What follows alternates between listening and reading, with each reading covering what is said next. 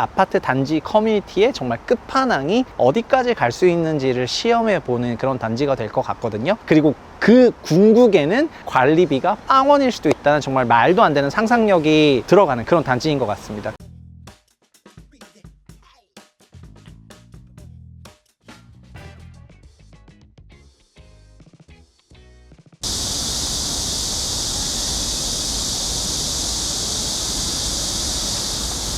안녕하세요. 최상욱의 부동산 심부름센터 센터장 최상욱입니다. 오늘은 최부심의 현장 답사 코너인데요. 지금 태풍을 뚫고 저희가 나온 데가 어디냐면은 여기는 롯데월드의 잠실입니다.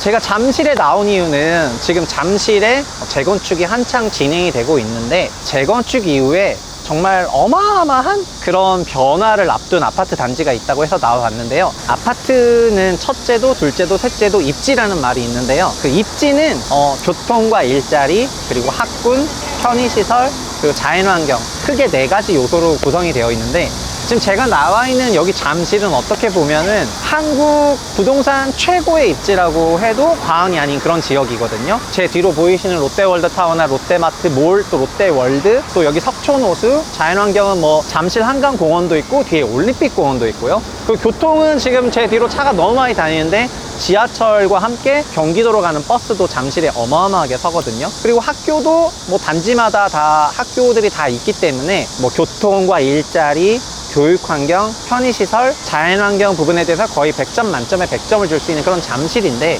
여기서 또 재건축을 하고 있는 아파트가 있다고 하죠. 근데 재건축을 하면은 시 환경이 좋은 데서 재건축을 하기 때문에 굉장히 고가 아파트일 수밖에 없는데요. 이런 고가 아파트들은 관리비도 굉장히 비싼 편이거든요. 그런데 잠실에서 재건축을 하고 있는 아파트 중에 하나가 관리비 빵원에 도전하고 있다고 해서 제가 그놈을 한번 깊게 파보려고 여기에 나와 있습니다. 저와 함께 잠실 현장 답사 시작해 보시죠. 고고! 저는 지금 잠실역 6번 출구에 나와 있는데요. 지금 6번 출구에서 바라보는 비주얼이 잠실을 좀 잘 설명을 할 수가 있거든요. 일단은 6번 출구 정면에 보이는 저 중층 아파트가 잠실주공 5단지고 잠실의 어떻게 보면은 대장 아파트 후보 아파트예요. 원래 주공 아파트는 반포에 처음으로 건설됐고 두 번째 잠실에 건설됐는데, 잠실 주공 1, 2, 3, 4단지는 지금 다 재건축이 됐고 지금 저 5단지만 재건축이 아직 안 된 상황이고, 그리고 중층 규모로 지어진 최초의 주공 아파트였기 때문에 이 잠실 5단지는 그 당시에 수영장도 있어가지고 굉장히 고급으로 지어졌습니다.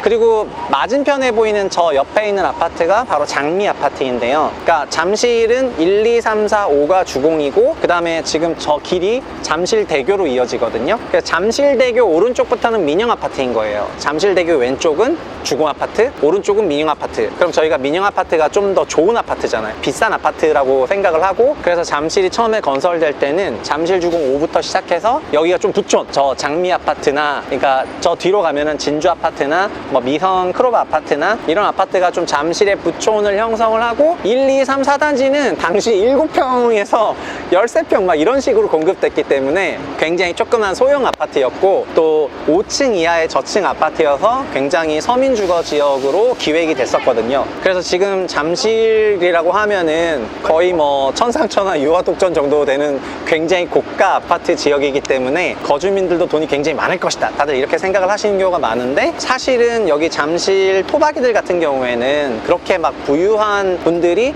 아주 많지는 않다, 이렇게 생각하시면 될 것 같습니다. 근데 잠실을 저희가 지금 이런 잠실대교 오른쪽에 있는 뭐 장미나 진주 미성 아파트가 보다, 이런 아파트들보다 잠실 엘스 리센츠 이런 아파트들이 잠실 엘리트라 그래가지고 엘스 리센츠 트리지움 엘리트라고 하는데, 이런 엘리트 아파트들이 더 유명해진 거는 2000년대 초반에 이들 아파트가 일제히 재건축이 되면서 신축이 어마어마하게 건설되기 시작하니까 그 신축 테마를 타고 잠실의 그 부의 축이 서쪽으로 좀 갔던 거고요.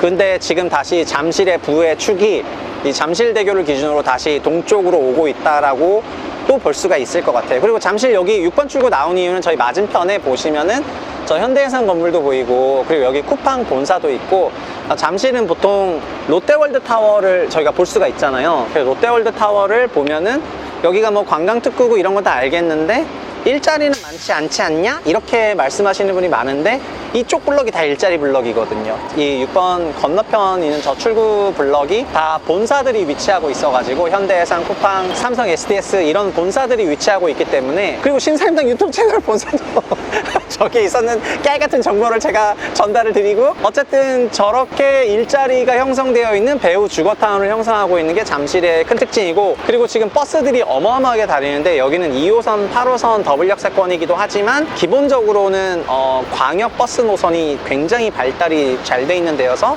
잠실이 교통의 메카이죠. 그리고 강북으로 가는 거는 그냥 잠실대교 타거나 또 저쪽으로 좀 더 넘어가면 잠실 한강공원을 바로 갈 수 있기 때문에 정말 교통, 그다음에 일자리, 또 편의시설이라든가 자연환경이라든가 학군이라든가 이런 거의 부동산의 입지라고 말하는 부분이 사실상 거의 완벽한 지역이 잠실인 것 같다. 잠실주공 5단지는 사실 그 당시에 지어질 때부터 굉장히 고급 아파트로 지어졌거든요. 그리고 중간에 수영장이 있다고 말씀을 드렸는데, 과거의 기록들을 보면은 그 잠실주공 5단지 수영장에서 익사사고가 나면서 수영장을 폐쇄했는데, 그 전까지는 수영장을 굉장히 운영을 잘했고, 당시에는 요즘은 굉장히 고급 아파트들이 그 물놀이 시설이 있거든요. 그 아파트 단지 커뮤니티 시설에 물놀이 타워들이 있는 경우가 많은데, 그 당시에 막 70년대에 그런 게 있었다는 거는 진짜 뭐 어마어마한 그런 거라고 보시면 될 것 같고요. 그리고 그런 고층 아파트로 지어졌는데, 근데 이 당시에 거실 난방, 저희는 지금 바닥 난방을 쓰잖아요.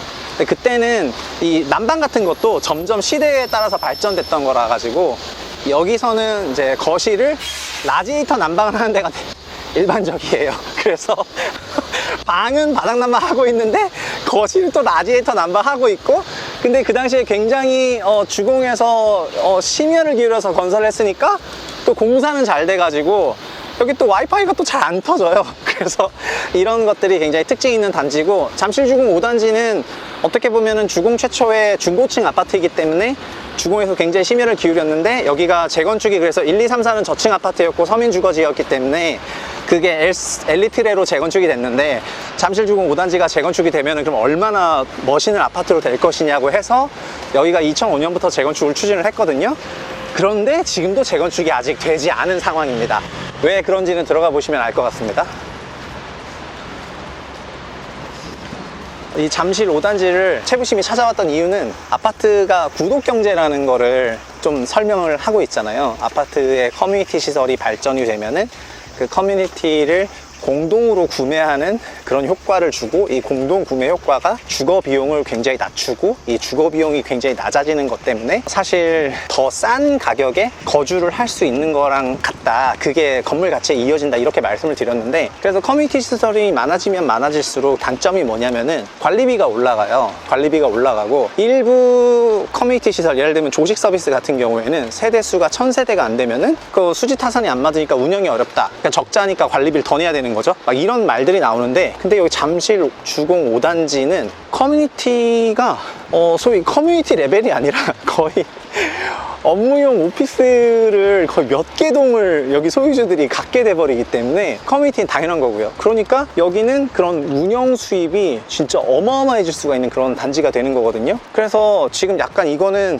어느 정도 과장이 섞여 있는 걸 수도 있긴 하지만은, 잠주 5가 만약에 재건축이 된다면은, 그래서 커뮤니티 시설이랑 상업용 건물들이 소위 임차로 돌아가게 된다면은 여기 그게 다 소유주, 구분 소유주들의 수익이 되기 때문에 관리비가 뭐 빵원 아니야? 약간 이런 말들이 여기서 슬금슬금 나오는 거예요. 그러니까 원래는 대단지고 커뮤니티가 발전되면은 관리비가 좀 많이 공동구매를 함에도 불구하고 관리비가 많이 들어간다는 그런 우려가 있었는데, 여기는 그 일정 레벨을 완전 넘어버리게 되니까 관리비가 오히려 마이너스로 가는 거 아니야? 약간 이런 생각을 하게 되는 거여서, 그게 결국 상당한 시뮬레이션이 필요하지만 지금 이만한 커뮤니티로 되어 있는 데는 없거든요. 그래서 여기가 진짜 매우 귀추가 주목이 되는 거고, 그리고 사실 잠실에는 엘리트레 재건축이 다 됐는데, 그럼에도 불구하고 엘리트레 아파트 각 단지에는 지금 다른 트리마제가 됐던 아니면은 반포 쪽에 있는 그런 아파트들이 갖고 있는 커뮤니티 시설을 갖고 있는 단지들이 별로 없어요. 그래서 커뮤니티 공동구매 효과를 이 동네에는 아직 잘 모르고 있는데, 근데 그게 어마어마하게 인식이 전환될 수도 있는 그런 단지가 되는 거죠.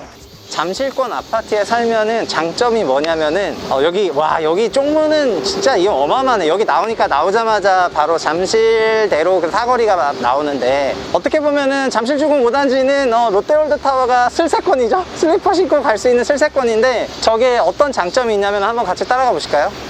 기본적으로 단지 주변의 그런 편의시설이라는 거는 거주민들의 그 주거 비용을 아껴주는 방향으로 갔을 때 단지의 입지 가치가 증가하는 건데, 여기 잠실권에 사는 사람들은 뭐 롯데월드라든가 아니면은 롯데월드 타워를 굉장히 슬리퍼를 신고 왔다 갔다 할 수가 있거든요. 그래서 실제 여기 횡단보도 지나는 사람들을 보면은 저처럼 지금 장착을 다 해가지고 지나시는 사람도 있지만, 그 슬리퍼를 신고 굉장히 편안하게 그 길을 건너는 사람들도 계신데, 그분들이 여기 이제 거주민들이 되시는 거고요. 그리고 여기 거주민들이 어떤 장점이 있냐면은, 이 백화점이 끝나갈 때 식품관이나 이런 데 가면 그 음식들을 거의 막 50%씩 할인 행사를 하거든요.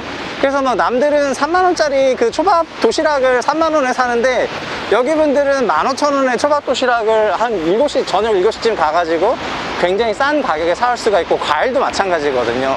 그리고 백화점도 세일을 하는데, 여기는 백화점 세일할 때 너무 가깝다 보니까 그 남들이 풀장착 해가지고 정가에 구매를 할 때 나 같은 호갱이, 여기는 그냥 슬리퍼 신고 가가지고 슬리퍼 신고 갔다는 것만으로 거기 사람들한테 나 이 동네 사람이라는 걸 바로 보여주면서 할인된 가격에 백화점을 쇼핑을 하니까, 여러 가지 거주 비용적인 측면에서 이 편의시설을 진짜 슬리퍼 신고 돌아다닐 수 있는 그런 구간이라고 할 수 있을 정도로 가까운 그런 장점이 어마어마한 거죠.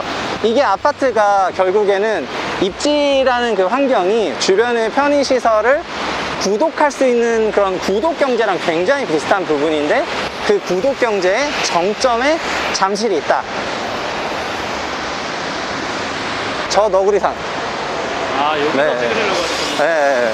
잠실의 그 마스코트. 네. 네. 여기 오면 이제 너구리상을 한번 보면서 이제 좋은 기운을 받아가지고. 잠실주공 5단지는 1978년 4월 준공된 3,830세대의 굉장한 대단지입니다. 제가 78년생이니까 저거 동갑인데, 친구야!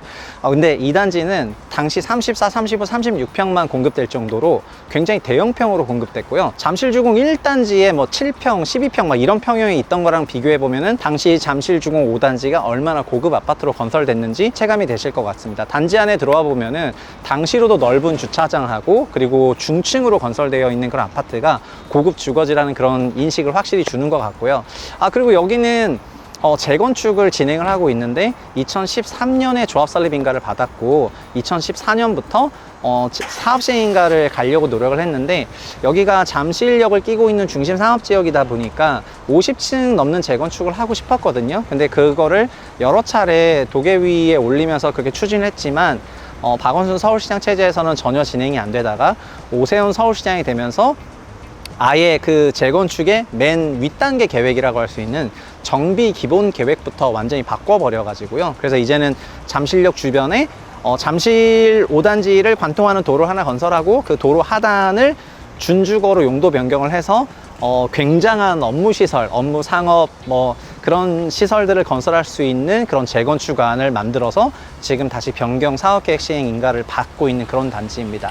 잠실주공 5단지에도 여러 가지 이슈는 있어요. 그 도로가 관통하는 거를 싫어하는 조합원도 있을 수밖에 없고, 그리고 여기 단지 안에 초등학교가 하나 있는데, 그 초등학교로는 다 커버할 수가 없어서 이게 초등학교가 움직이면서 중학교 부지까지 달라는 그런 교육청의 요구 조건들이 있기 때문에, 여기 일반적인 그 조합과 또 비대위 간의 뭐 일부 이견이나 갈등들이 있지만, 그런 이견들을 차치하고 만약에 잠실주공 5단지가 변경된 그런 설계안을 토대로 재건축을 하게 된다면, 아마 한국 최대의 그런 상업용 커뮤니티 시설을 커뮤니티라고 부르기에는 이제 너무 민망할 정도의 대단지, 이런 업무와 상업 시설을 어마어마하게 갖고 있는 그런 최초의 단지가 될 거고요. 그 단지를 운영을 하게 되는 운영 수익도 현재 연면적을 환산하면 어마어마할 것 같거든요. 그걸 통해서 정말 이 단지 사람들이 약간 꿈꾸고 있는 거라고 생각할 수도 있는데, 관리비가 어떻게 보면 안 나올 수도 있는 그런 단지가 될 수도 있다는 그런 생각을 합니다. 그러니까 진짜 굉장한 변화인 거죠. 원래 대단지가 커뮤니티가 늘어나고 이러면 관리비가 많이 늘어나는 게 상식인데, 아무리 공동구매를 하더라도 여기는 그 일정 규모를 완전 넘어서 아예 외부 운영 수익을 통해 가지고 뭔가 관리비를 더 절감할 수 있지 않을까, 이런 생각까지 하고 있으니까 물론 팔 수도 있지만요. 그래서 여러 가지 그런 미래가 기대되는 그런 단지라고 할 수 있을 것 같습니다. 확실히 잠실주공 5단지는 78년 건설될 때도 굉장히 잠실에서 남달랐지만, 아마 재건축되고 나면은 이 잠실권 전체에서 가장 워너비 단지가 될 거라고 제가 감히 예상해 봅니다. 지금까지 저희 채부심 현장 답사와 함께 오리지널 잠실의 부촌이라고 할 수 있는 잠실 주공 5단지 같이 둘러보셨는데요. 이 두 단지는 한강변 재건축이기도 해서 지금 조감도나 사업계획서를 보면 정말 엄청난, 한국에 진짜 이런 아파트 단지가 들어올 수 있을까? 그런 생각이 들 정도의 엄청난 설계도를 가지고 재건축을 추진을 하고 있습니다. 특히 여기 잠실 권역을 구독 경제로 표현하면은 나는 뭐 롯데월드 타워 구독한다고 생각할 정도로 정말 어마어마한 편의적인 이점이 있다는 거를 한번 말씀드렸는데, 잠실주공 5단지는 그걸 완전 넘어서 가지고 아파트 관리, 그러니까 아파트 단지 커뮤니티의 정말 끝판왕이 어디까지 갈 수 있는지를 시험해 보는 그런 단지가 될 것 같거든요. 그리고 그 궁극에는 관리비가 빵원일 수도 있다는 정말 말도 안 되는 상상력이 들어가는 그런 단지인 것 같습니다. 그래서 여기 재건축이 정말 계획대로 추진된다면은 여기가 지금 토지거래 허가제이기 때문에 실거래가 막 빈번하게 일어날 수 있는 그런 지역은 아니지만, 그럼에도 불구하고 이만큼의 그런 포텐셜을 갖고 있다면은 소위 한국 최고의 주택이어야 되는데, 그런데 이 재건축을 가로막는 어마어마하게 큰 산이 바로 하나 있는 거죠. 그게 바로 뭐냐면은 2부에서 말씀드릴 재건축 초과이익 환수제라는 제도입니다. 채부심 현장답사 2부에서는 잠실 재건축에 드리워진 거대한 먹구름이라고 할까요? 재건축 초과이익 환수제에 대해서 정말 깊게 다이브 한번 해보고요. 그리고 제 초안이 아마 많이 바뀔 것 같아요. 그래서 어떻게 바뀌는지, 왜 여기 단지를 둘러보면은 좀 바뀔 가능성이 높을 수밖에 없는지, 그리고 또 바뀌면 어떻게 되는지, 이런 거를 정말 깊게 살펴보는 그런 시간을 가져보겠고요. 그리고 오늘 태풍이 오는 날씨에도 불구하고 저희가 외부 촬영을 왔는데 현장 답사를 좀 더 깊게 딥다이브하고 사전에 인터뷰도 하고 진행을 하다 보니까 앞으로도 더 깊은 내용을 계속해서 전달해 드릴 예정입니다. 그렇기 때문에 꼭 채널 구독과 좋아요 부탁드리겠고요. 저희는 2부에서 찾아뵙겠습니다.